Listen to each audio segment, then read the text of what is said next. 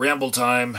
It's been a packed week for me. I just posted a video where I went out and filmed some stuff, and of course, you guys don't watch it because you'd rather hear me ramble on about things and disagree with what I'm saying, right?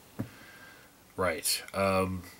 So, since the last time I rambled, my pit bull ate my subscribe pillow, and I had to promptly order another one because that's the way that people find us. It's the landmark that we use when we do our little YouTuber meetups in restaurants. So, yeah, another one's on the way.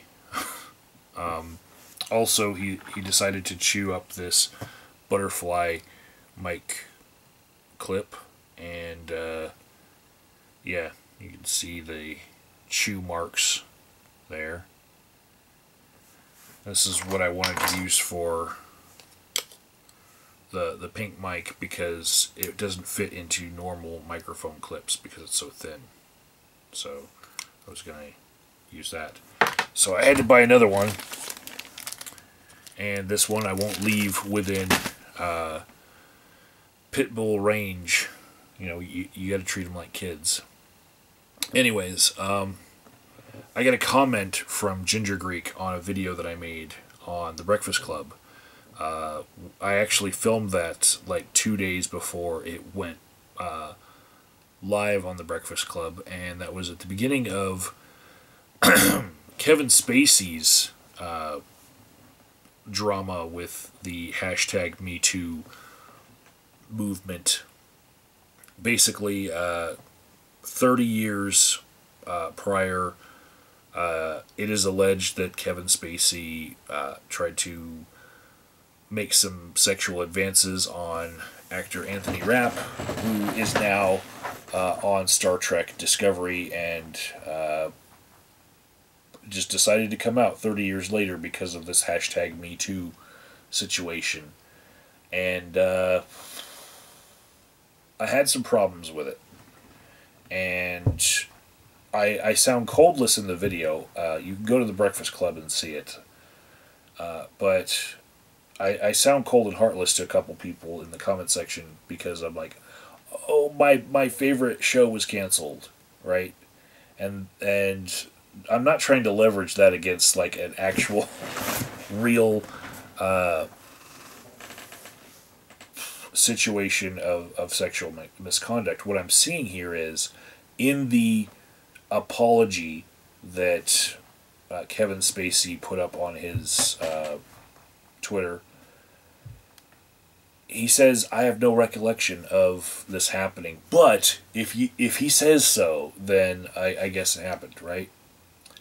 And then people all over the Twitterverse that were especially part of the LGBTQ community, they were all angry that he, in his second paragraph, said that he was choosing now to live as a gay man, and basically they were treating him as if he was deflecting the accusation by saying that he was gay.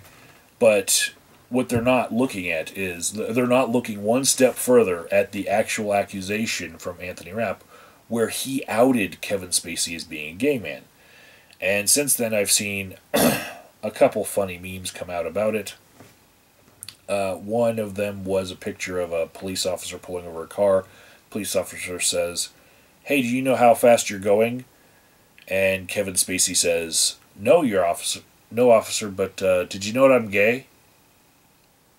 And I'm like, okay, that's funny, but it's way off base as far as what actually happened. Kevin Spacey was not trying to deflect the accusation by saying he was gay.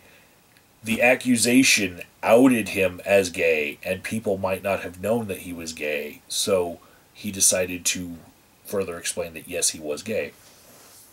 And, well, my problem with the apology itself was that Kevin Spacey has his head so far up the ass of the liberal Hollywood elites that he must listen and believe, even if he has no recollection of an accusation that happened 30 fucking years ago, and he has no proof of it whatsoever, and he's just supposed to say, "Oh, well, that's horrible. What happened to you?" Even though I don't remember me doing that to you, and have no evidence of it. He has to do that because if he's ever going to clean up his career after this big smear campaign, then he's going to have to listen and believe, even if it hurts, even if it flies in the face of fucking a skeptical look at what is happening here. And so Ginger Greek, he commented like yesterday, and he says, "Ooh, awkward. There have been more accusations against Kevin Spacey." And yes, I know there have been since I made that video, right? Here's the thing.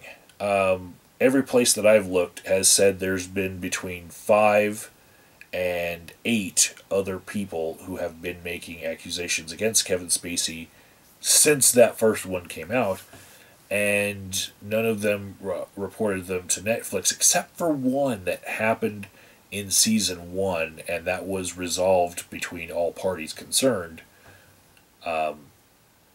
at the time in like 2012. All the rest of these, I have no idea what their story is, what they're accusing him of, or anything like that, because they are anonymous, and they didn't tell police.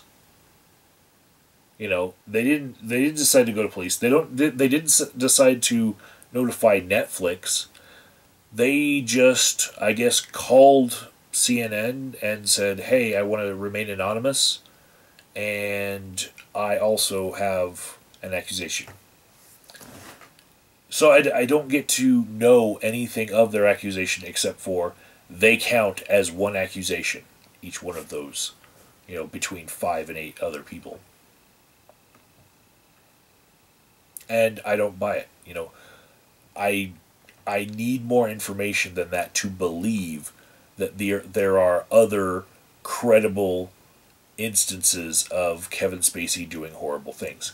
I need more than Kevin Spacey saying that he's going to be going for an unspecified treatment now. Because Kevin Spacey has to work with people in the listen and believe #MeToo culture. For God's sakes, his co-star in it, Robin Wright, she plays Claire Underwood in House of Cards. She is a feminist icon, and to think that Robin Wright would be there on set with Kevin Spacey while he was doing these things, or would have maybe heard a whisper of this shit, and she wouldn't come out and say something about this, is what the fuck? Robin Wright is a big name in Hollywood in her own right, and she's such a feminist icon that she was put into the Wonder Woman movie as one of the Amazons, training Princess Diana. When Princess Diana's mom didn't really want her trained that much. It was like her aunt that had to train her. That was Robin Wright, if you don't know her from House of Cards or from The Princess Bride as Princess Buttercup. So, she's had this long, huge career in Hollywood, and to think that this woman who stands up for social justice all the time would have been working with a creep right underneath her nose, co-starring with him even, is just mind-boggling to me. Like this was an open secret, and everybody on the set knew that Kevin Spacey was making a hostile work environment for all of these young male actors. She knew about this and she said nothing? Fuck no. No, I don't believe that. Okay, I'm not listening and believing when Robin Wright was right the fuck there. No. No. But of course, Robin Wright as well has to listen and believe and not say anything negative about the victims and not question their motives whatsoever. You know? But I have questions. Here we go. Do any of them just think that they might be able to get some money by piling on with accusations? I want to know, do any of them feel like they're giving credence to the original claims by just piling on with their accusations themselves? Do they think they're helping by making accusations in addition to the ones that are already there? I want to know, are they mentally fit? You know, I want to know, are they seeking their name in the news later? You know, do they have an acting career that they're trying to prop up, or trying to start with something like this? Do they want 15 seconds of fame for either their acting career or for just regular stardom? You know, because yeah, during the OJ trial, Kato Kalin didn't become like a super actor after that, did he? No. But I've had feelings like this before, like the addition of more claims of sexual misconduct. You know, it can make a pattern. Yeah, a visible pattern. But also, each individual claim is its own. And when 8 anonymous claims that you have no idea what the claim is, you have no idea what the circumstances were, the context, or anything, when 8 additional claims come in and news sources start saying, oh, well, there's been other things that have happened on set with Kevin Spacey. Does that lend credence to the first claim? You know, when you have no clue what these other claims are, if they are credible whatsoever, you know?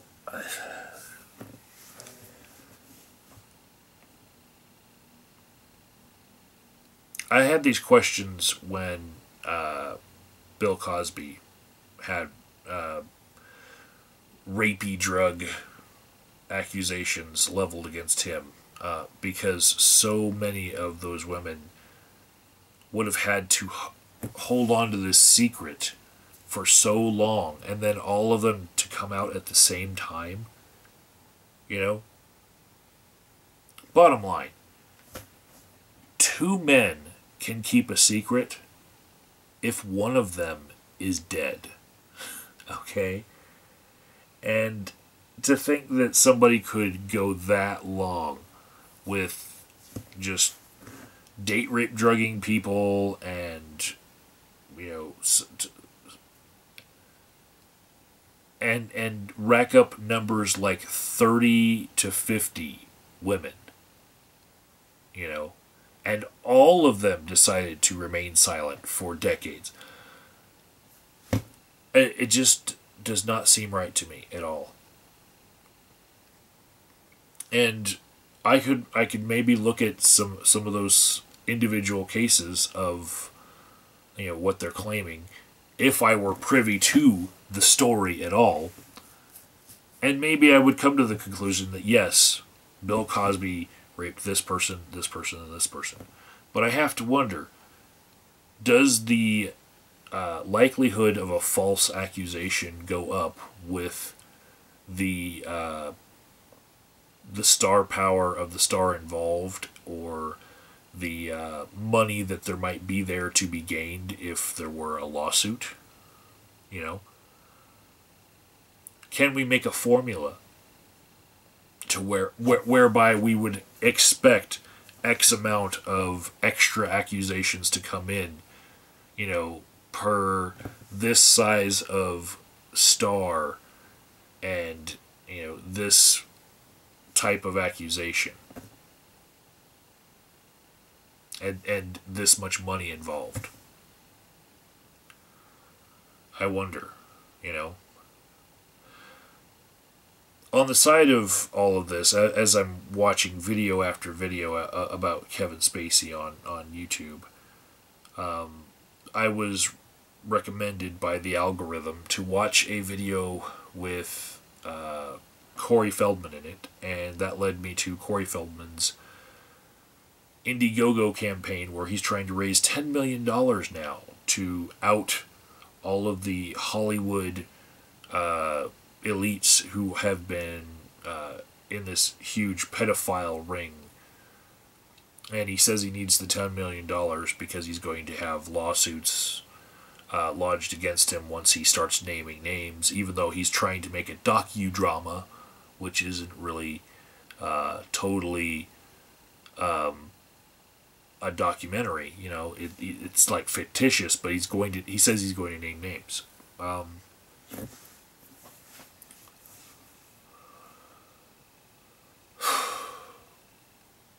And in this interview with Corey Feldman said that Michael Jackson was never a pedophile and never touched anyone, and he was there with him like a lot. And of all the people who've had these piling on accusations, one after another, it was Michael Jackson that I actually thought probably was a pedophile. You know?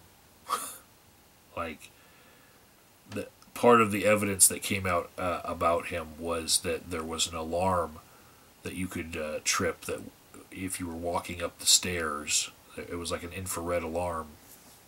And so you trip this thing and this little light would blink on the headboard of Michael Jackson's bed.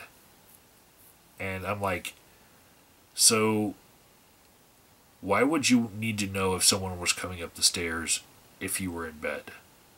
You know? Why? You know, what would be the purpose of warning you only while you're in bed and not, some other time? And that's what kind of pushed me over the edge there. But still, I don't know. I don't know if Michael Jackson was a kitty diddler. I don't know if Kevin Spacey is an attempted rapist of a 14-year-old, 30 years ago. I don't know if Bill Cosby was drugging and raping people. What I do know is my favorite show just got canceled. And I have to think that with this listen and believe #MeToo fever that's going on, that pretty soon a whole bunch of shows that should have more seasons to them, they will get canceled as well. I'm waiting for Game of Thrones fans to be sorely disappointed that they're not going to see the Ice King come because too many of the cast members have had horrible sexual relations. It actually happened with Jason Momoa. He's not on the show anymore, but he had a little thing come out where he said that he enjoyed playing the character that raped another character on that show. And there were activists that were horrified about him saying that he liked playing the bad guy. And yeah, I'm waiting for people to learn that, on the set of The Walking Dead there were pedophile, gay necrophiliacs who were trying to hit on other people also dressed up as zombies. And so now they're going to cancel The Walking Dead, even though it's a very popular show. But it can't go on because some of the main characters are now under investigation for gay pedo-necro sex. You know, I don't know where this is going to end, other than all of TV being wiped off of TV. You know, at least they got O'Reilly. I'll give them that. I don't wish false accusations on anyone in the world, but I'll give that one a pass. I'll talk to you guys later.